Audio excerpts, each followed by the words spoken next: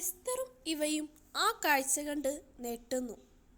അവർ നെട്ടിയിരിക്കുന്നത് കണ്ട് അവരുടെ അടുത്തേക്ക് മീനും നീതും വരുന്നു. എന്തു പറ്റി എസ്തർ? മീനു ചോദിച്ചു. അപ്പോൾ എസ്തർ അവളുടെ കയ്യിൽ ഉണ്ടായിരുന്ന ബൈനോക്കുലർ എടുത്ത് മീനുവിന് നേരെ നീട്ടി. മീനു ബൈനോക്കുലർ മേടിച്ച് അവർ നോക്കിയ ഭാഗത്തേക്ക് നോക്കുന്നു. അവളും ആ കാഴ്ച കണ്ട് നെട്ടുന്നു. എന്താ, എന്തു പറ്റി മീനു? നീതു ചോദിച്ചു. അപ്പോൾ മീനുവിൻ്റെ കയ്യിലുണ്ടായിരുന്ന ബൈനോക്കുലർ എടുത്ത് അവൾക്ക് നേരെ നീട്ടി. നീതും അവർ നോക്കിയ ഭാഗത്തേക്ക് നോക്കുന്നു. നീതും അത് കണ്ട് ഞെട്ടുന്നു. അത് ആരാണ് ചേച്ചി നമ്മൾ തന്നെ ഇങ്ങനെ നോക്കിക്കൊണ്ടിരിക്കുന്നത്? ഇവ ചോദിച്ചു. അറിയില്ല, എന്തോ ഒരു തരം ഇരുട്ടുപോലെയാണെന്ന് തോന്നുന്നു, എസ്തർ പറഞ്ഞു. ബൈനോക്കുലർ കൊണ്ട് നോക്കിയിട്ടും ഒന്നും വ്യക്തമാകുന്നില്ല, എസ്തർ പറഞ്ഞു. നീതു ആ ബൈനോക്കുലറും തന്നെ, ഞാൻ ഒന്നും കൂടി നോക്കട്ടെ, എസ്തർ പറഞ്ഞു. നീതു ബൈനോക്കുലർ എസ്തറിനു നേരെ നീട്ടി. എസ്തർ ഒന്നുകൂടി ആ ഭാഗത്തേക്ക് നോക്കുന്നു. പക്ഷേ ഒന്നും വ്യക്തമായിരുന്നില്ല. എന്തു പറ്റി ചേച്ചി? ചേച്ചി അവിടെ ആരെയും കണ്ടോ? ഇവ ചോദിച്ചു. ഇല്ല, ഒന്നും അങ്ങനെ വ്യക്തമാവുന്നില്ല, എസ്തർ പറഞ്ഞു. അതെന്തെങ്കിലും ആവട്ടെ, നമുക്ക് കിടക്കാം, മീനു പറഞ്ഞു. ശരിയാ, നമുക്ക് കിടക്കാം, ടീച്ചർ വന്നതിനാ പണി പാളും, എസ്തർ പറഞ്ഞു. അവർ കിടക്കാനൊരുങ്ങി. രാവിലെ ആയപ്പോൾ ടീച്ചർ അവരെ കുറേ കാഴ്ചകൾ കാണിക്കാൻ കൊണ്ടുപോയി.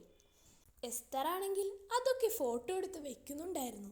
പിന്നെ കുറേ നടന്നപ്പോഴാണ് അവർ പഴയൊരു ചർച്ച് കാണുന്നത്. ടീച്ചർ, ദേ അവിടെ ഒരു പഴയൊരു ചർച്ച്, എസ്തർ പറഞ്ഞു. കണ്ടിട്ടൊരു പഴയ ചർച്ചാണെന്ന് തോന്നുന്നു. നിങ്ങൾ പോയി കാഴ്ചകളൊക്കെ കണ്ടിട്ട് വരൂ, ഞാൻ നിങ്ങളുടെ പിന്നാലെ ഉണ്ടാകും, ടീച്ചർ പറഞ്ഞു. ശരി മിസ്, എസ്തർ പറഞ്ഞു. നല്ല രസമുണ്ട് ഇതൊക്കെ കാണാൻ, അല്ലേ ചേച്ചി? ഇവ പറഞ്ഞു. നല്ല രസമുണ്ട്, എസ്തർ പറഞ്ഞു. അടിപൊളി അല്ലേ നീതു? മീനു ചോദിച്ചു.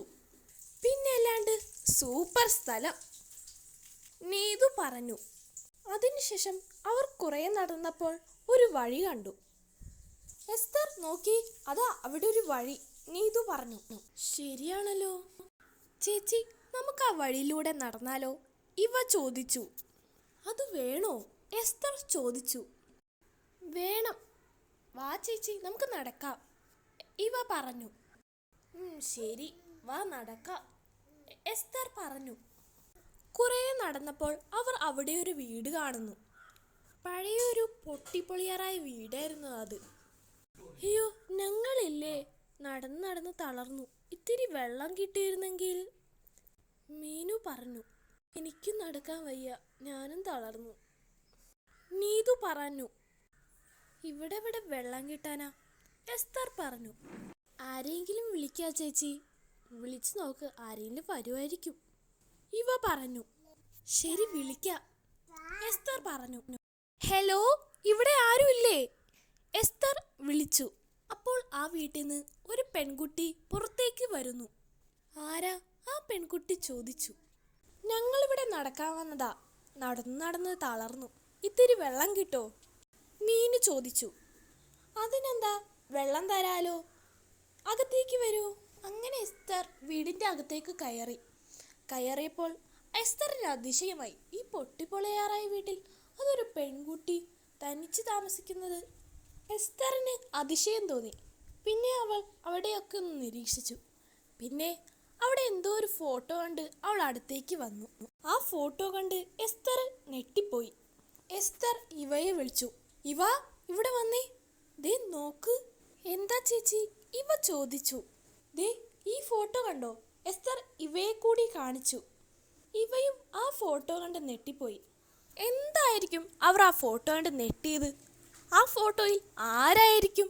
ഇതറിയാൻ അടുത്ത എപ്പിസോഡിനായി കാത്തിരിക്കൂ.